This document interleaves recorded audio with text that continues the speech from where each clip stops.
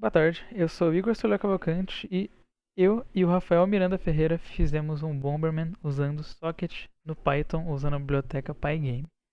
Bem, basicamente o Bomberman ele funciona com o servidor e os clients.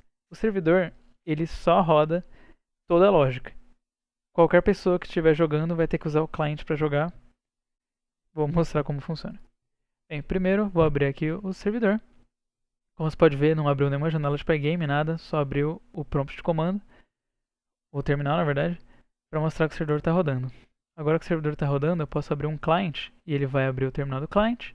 O servidor vai falar que o IP foi conectado e o client vai falar que conectou o servidor. E vai abrir aqui a janelinha do jogo, né? Se eu aperto WSD, eu consigo andar com o personagem. Não importa o que eu aperte, eu não vou conseguir andar com os outros personagens, só com esse. Isso acontece porque eu sou jogador 1 nesse cliente. Se eu aperto espaço, eu coloco uma bomba. Nesse jogo eu consigo destruir qualquer parede que não seja essas paredes pretas aqui, que são fixas. Vou colocar uma bomba aqui só para demonstrar. Como você pode ver, não explodiu. E as paredes que explodem têm chance de deixar cair esses poderzinhos. Por exemplo, agora eu vou pegar esse daqui. Ele aumenta o alcance da minha bomba. Agora vai ser de 2 ao invés de 1. O objetivo do jogo é eu quebrar o máximo de paredes possíveis para eu conseguir o máximo de poderes possíveis e assim ficar mais forte para conseguir matar meus inimigos. Esse poder aqui é uma bota, é um patins, eu ando mais rápido quando eu pego ele. E esse aqui eu consigo colocar mais bombas ao mesmo tempo. Agora que eu peguei um, eu posso colocar 3. Eu devo ter pego mais um no caminho, mas é. Bem, esse poder aqui, que é uma caveira, acho que é meio autoexplicativo, mas ele é só pra sacanear as pessoas. Se eu encosto nele, eu morro. Se eu morro, só dá pra voltar pro jogo, reiniciando o servidor. Iniciei aqui. Eu vou entrar de novo. O primeiro cliente a entrar sempre é o jogador 1, que está na esquerda em cima. Só que agora é a parte legal, né? Se eu clico novamente, vai abrir outro cliente. Como você pode ver, quando eu ando, quando essa tela está selecionada, eu ando com esse jogador para todos os clientes.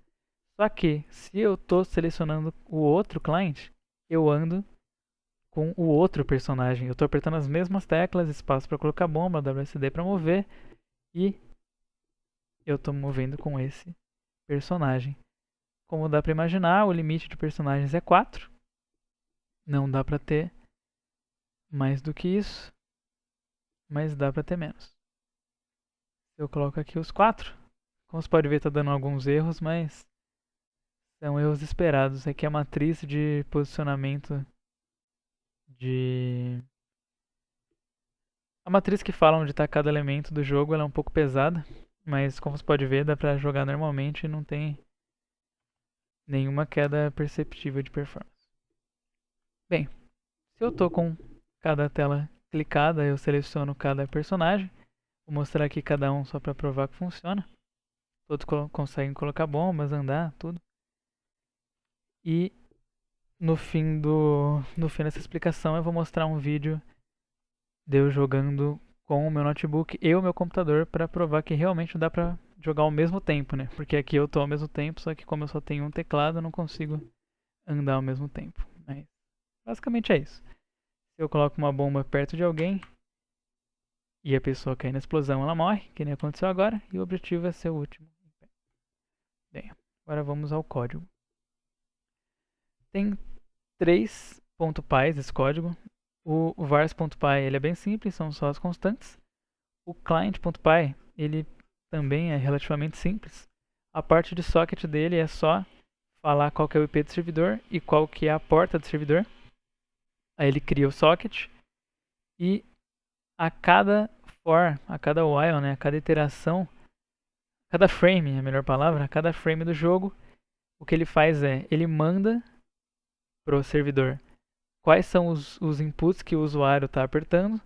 No caso, para ser leve, o que ele está mandando são bytes, são bits na verdade, é 1 byte com 5 bits.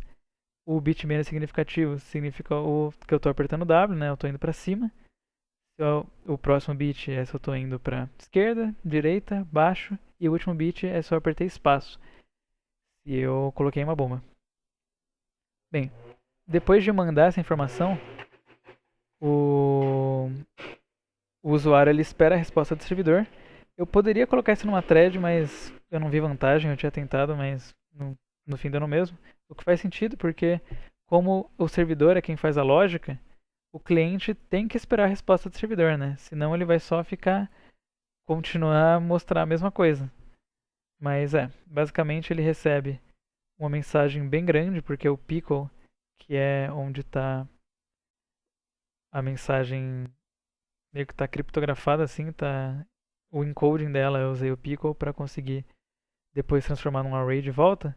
Ele é meio grande, então tem que ser um número relativamente grande assim. Mas, enfim, esse draw array é um array que aponta para índices desse array aqui. Perdão, isso daqui é um array, mas ele está mais para uma matriz. E basicamente, por exemplo, se tem uma bomba no primeiro espaço, eu vou até abrir aqui de novo o jogo para conseguir apontar, isso é mais fácil de entender. Mas está selecionado. Tá. Por exemplo, aqui no 00 da matriz tem um personagem, né? Então, nesse draw array ele vai estar na posição 00, o índice desse array aqui que corresponde ao jogador 1. Então vai estar 0, 1, 2, 3, 4. Vai estar armazenado no 00 o número 4 para corresponder a esse array. Aí, na hora, tipo, agora o cliente ele está recebendo essa informação. Ele vai dar os inputs que eu falei e depois ele vai aqui desenhar na tela. Então, ele vai iterar o draw array e para cada imagem na posição, ele vai imprimir a imagem do tamanho da tela. No caso, esse space size que eu estou usando aqui é o tamanho em pixel da tela. Eu pego a quantidade de quadrados do tabuleiro, divido pelo tamanho da tela para conseguir o tamanho certinho. Aí, como você pode ver, ele pega o índice que é mandado e acessa esse índice aqui nesse array. Ele é um array, não é de strings, ele é um array de imagens mesmo, para não ter que ficar toda hora batendo e pegando a PNG. Ao início aqui do programa, ele já pega todas e armazena aqui para rodar mais liso o jogo. Bem, agora é só faço explicar o servidor, que é bem mais complexo. Tem muito código aqui, então eu vou pular basicamente tudo que tem a ver com o jogo, tá? É só classes e métodos e é Pygame padrão, não tem nada a ver com socket. Bem, a única coisa que eu acho legal explicar é como é montado o draw array. Basicamente, para cada item, para cada objeto do jogo, seja esse objeto uma parede, um personagem, uma bomba, um poderzinho, se ele é desenhado na tela, ele tem um método draw. Esse draw, o que ele faz? Cada objeto ele armazena a própria posição. Então, dentro do método, o que eu faço é, na posição que o objeto está da matriz, por exemplo, essa cadeira aqui está no 0 de altura e 3 do eixo X. Ele vai vir aqui, pegar então 0, 3 e apendar o índice da imagem dele. Por exemplo, o item tem como imagem... item, eu usei o pior exemplo possível, porque item é uma classe abstrata, mas... Por exemplo, o plus length é o poder que aumenta o alcance da minha bomba. Ele tem como nome da imagem plus length. Então, o que acontece? Quando eu dou o draw, ele coloca o índice do plus length nesse array aqui e manda pro draw array para depois o cliente conseguir ler e imprimir isso na tela. Tá. A parte de socket que faz isso, cadê? Vou na definição do main para mostrar. Tá. Quando eu acabo de iniciar o servidor, ele vai, pega a porta, cria o socket e inicia uma thread. O que acontece aqui? A primeira coisa que acontece é ele iniciar essa thread que vai handle as conexões do usuário. E segue rodando o jogo. Esse rodar o jogo, apesar de não ter nenhuma tela pra gente ver, é um Pygame que está rodando sua lógica, ele não tem nenhuma interface gráfica. E já essa thread de handle user connection, como ela funciona? Ela é um while true que sempre espera uma próxima conexão. Quando uma conexão é aceita, ele cria uma outra thread que vai